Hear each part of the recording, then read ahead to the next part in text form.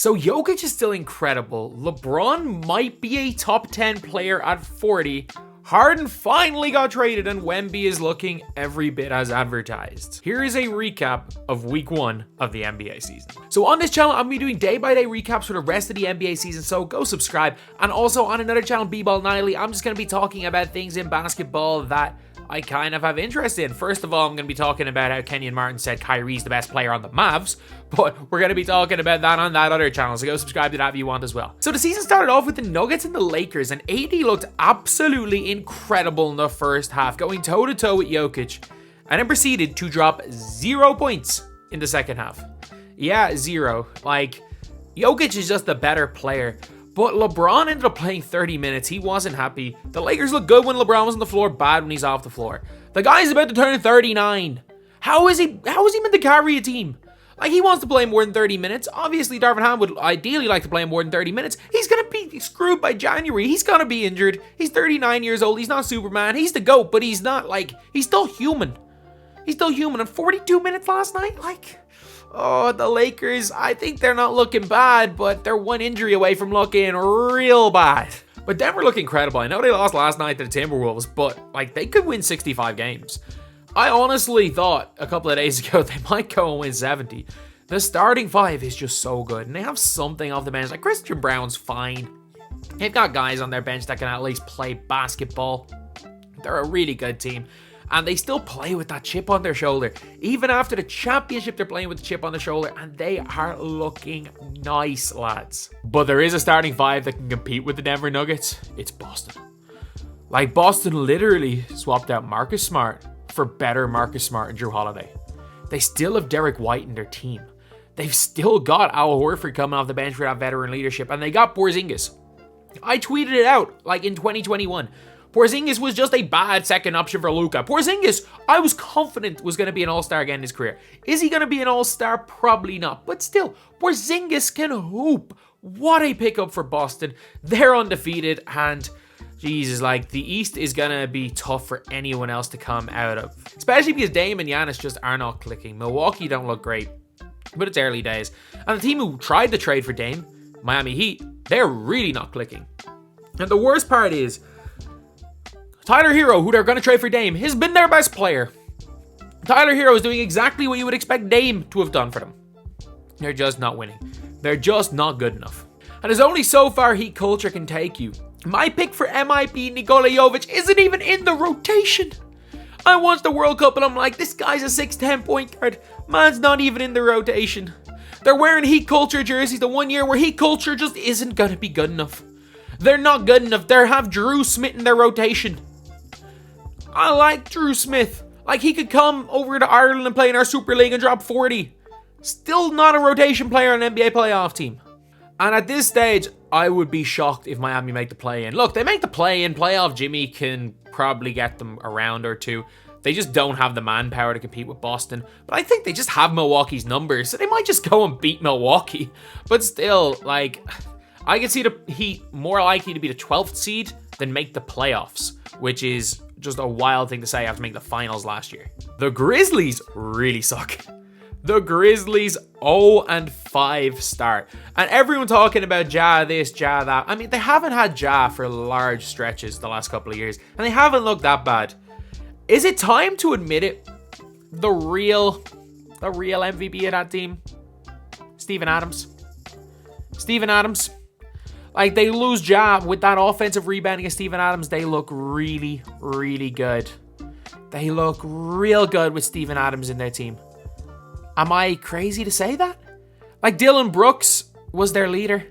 Steven Adams. Like, they have Marcus Smart. They should be okay. They have guys. Like, Derrick Rose is playing pretty well. They have Jaren Jackson Jr. They should not... And Desmond Bane. They shouldn't be 0-5. But they are. Is it time to admit that the most important player on that team is Steven Adams? Because whether Ja's there or not, they struggle without Steven Adams. That man was their enforcer. And I can't believe I'm saying this for a guy that can, like, at his best day, might give you 10 points. But that man is such a big loss for those Grizzlies. And I hate to say it, because I hate this guy as a player. So is Dylan Brooks. Another team, just hilariously bad start, are the Chicago Bulls. Like, what is going on? A players only meeting after one game. They had one game. They're not even doing that badly. It just showed that these guys were the first seed. Everything was going well, and then Lonzo got hurt. That Lonzo Ball injury has set that franchise back 15 years. Because it's not like they have assets. Like, Levine, DeRozan, okay, like, the Sixers might go and trade for DeRozan. Miami might trade for Levine. You go and get yourself Hero, and Miami still kind of suck. But, I don't know, it's just, it was a team that was going in one way, and it was up, and then Alonso goes and gets hurt. What a player. Hopefully he goes and plays basketball again. But if you listen to the Hoop Genius podcast when BJ Armstrong was talking about it, he was basically saying that players-only meetings never end well. They never end well. So what happens? One game in, there's a players-only meeting. Someone's getting traded or a coach is getting fired. Probably the former. Now, at this stage, it's probably tank time for the Chicago Bulls. They're never going to get anywhere. They might make the play-in with this team. I think that's about it, to be honest. The Dallas Mavericks are also undefeated. Kyrie Irving has been terrible. It's been Luka Doncic. Luka Doncic is the best offensive player in the NBA. If you surround Luka Doncic with defenders, you are a contender. He is the only player in the NBA right now that you can surround with role players and they're suddenly a contender. He doesn't need a number 2 option. He just needs role players. Ideally, you get him a number 2 option. But I'm telling you, like, the Mavs should blow it up. Trade Kyrie Irving. Because if they want to keep Kyrie to keep Luka there, they're not winning with Kyrie. They have a better chance of winning with trading for role players. Heck, had they somehow managed to find a way to trade for Mikal Bridges instead of Kyrie Irving, they probably go and win. Did they win? Nah, never win. They probably made the conference finals last year. They at least make the play-in. But Kyrie Irving, according to Kenyon Martin, real ballers know that Kyrie Irving is the best player on the Dallas Mavericks. I'm going to talk about this whole video on BBALL Nightly. But let's just say there's a reason why real hoopers don't ever get coaching jobs. There's a reason. And we just have to talk about the Knicks. Like, they still have a huge fan base despite the fact that they've had, 25 years of mediocrity? Like, they've been bad since I was born. Actually, sorry, nah. They had that 1 year, 98, 99, the lockout year. But I was born in 1996. They've had one decent year since I was born. And they won what? One playoff series last year. And they won one playoff series with Melo. And that's been it since 1999. Like, what are we doing? Man, if you're from New York, why don't you just follow the Nets? They've at least looked good at times in the last 25 years. But Julius Randle is having his second year problem. Every second year, Julius Randle stinks. Great in 2020, 2021. Most improved player. Terrible the next year. Great the year after. All-star. Terrible the next year. It's just the Julius Randle curse. However, Emmanuel quickly, after not getting the extension, is looking really good. Brunson's starting to play a little bit better. I still think the Knicks are going to make the playoffs, but the fact that 3 weeks ago people were like shopping Julius Randle for Joel Embiid, people talking about that like it had a legit chance of happening, to Julius Randle now being, effectively worthless on the trade market, it's just crazy. And the last team I want to talk about are the Phoenix Suns. Injuries to Booker and Beal early in the season, leaving Kevin Durant by himself. And I'm just saying, if either of Steph Curry or LeBron James or Giannis or Jokic lost a game like how he lost against the Spurs, they would be talking about it for months. Kevin Durant just gets a pass for everything. Man's not a top 5 player anymore. I can't believe it, but the legend of winning rant is true. Kevin Durant decides they're up 3. Spurs put up a 3. Doesn't box out Victor Wembanyama. Wide open tip in dunk. They have a timeout. The ball gets inbound to him. He's waiting to be fouled. No timeout, nothing. Keldon Johnson rips the ball out of his hands, runs to the basket and scores an open layup. Like, that is the most pathetic way I think I've ever seen any quote-unquote superstar lose a game. I don't care that it's regular season, but that was pathetic by Kevin Durant. If that was LeBron, Skip Bayless would be talking about it for 3 years. I don't understand why Kevin Durant gets a pass that all these other players just don't get. He's not top 5 anymore. Top 20 all time, without question. Not top 5 in 2023. James Harden finally got his trade. Still says he won't talk to Daryl Morey, but finally got traded to the Clippers in what was just a weird trade for me. Because, I don't understand why the Clippers wanted him so bad. Because Harden's going to be pissed coming off the bench. Westbrook's going to be pissed coming off the bench. They don't get any better starting Westbrook, Harden, PG, and Kawhi. And they're contenders. They were contenders with their old team. They're still contenders now. But if one of PG or Kawhi get injured, they're no longer contenders. So I just don't get the trade. I don't get the trade at all. Like, they didn't get any worse, didn't get any better, and they gave a 2028 first round pick. Honestly, I don't think there was a reason for any team to trade for James Harden with the way he's been playing, the way he ended last season anyway. Especially after he didn't get that All-Star. Great first half of the year. As soon as he wasn't an All-Star, I don't know what was wrong with Harden. A couple of good playoff games, but like a lot of stinkers in there as well. As far as rookies are concerned, Wembanyama is the real deal.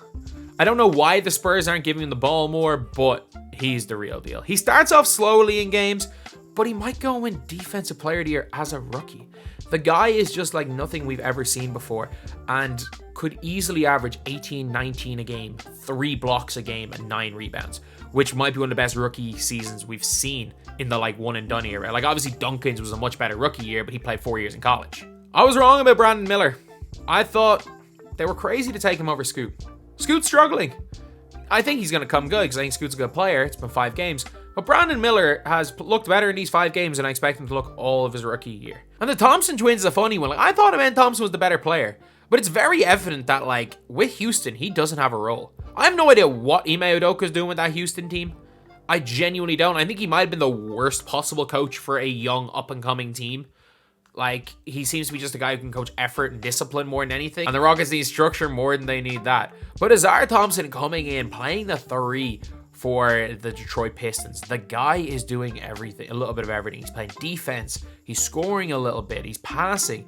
Heck, what was it, 5 blocks or something in his first game? Azar Thompson is hooping. But that's just because he has a role, whereas Amen Thompson, I haven't a clue what he's meant to be doing for Houston. I don't even know where he's meant to be playing for Houston. And obviously, Chet Holmgren is going to be legit. Are we going to be having these Chet Holmgren, like Ben Simmons situations? Oh, he's not a real rookie. Because, you know what? If he'd say 2 years in Gonzaga, what difference would that have made? He'd still be a rookie. So I don't get that one. He's a rookie.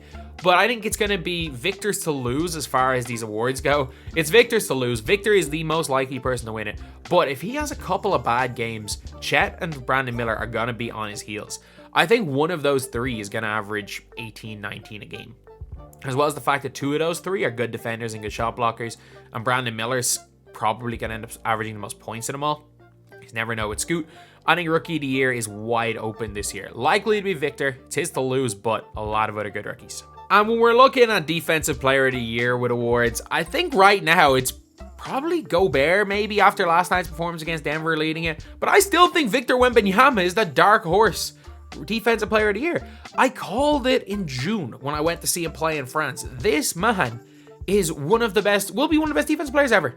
I think he's already one of the best defense players in the NBA. I said he was top 5 then. I'll stand by it. He is a top 5 defensive player in the NBA, and he has a great chance. Narratives control everything. If he plays 65 games, he might go and win Defensive Player of the Year as a rookie because of narrative. And, well, not only that, because he's probably the best shot blocker and shot alterer in the league. But then with MVP, it's Luka's. As always, ever since Luka's first year in the league, other than his rookie year, Luka has been the MVP favorite to start the year, or at least been top in the MVP race. Every single year, he starts on fire. And this year is no exception. However, there is one guy who I think the narrative might win him the MVP if they keep winning games. It's Wardell Stephen Curry. 35 years old right now. He will be the oldest MVP, averaging over 30 a game. The man is the best point guard of all time. And when he wins his 3rd MVP, there's not going to be a question about it. He's going to win. I'm calling it now. My preseason prediction was Shai Gilgeous-Alexander. Calling it now, Steph Curry. Oldest MVP ever. The narratives win these awards. And the narrative is going to be for Stephen Curry. That is the video. This is the first of the NBA news videos on this channel. We're going to be trying to get one up every single day. And yeah, hopefully you guys follow me over to BBALL Nightly where we can talk a little bit more about basketball.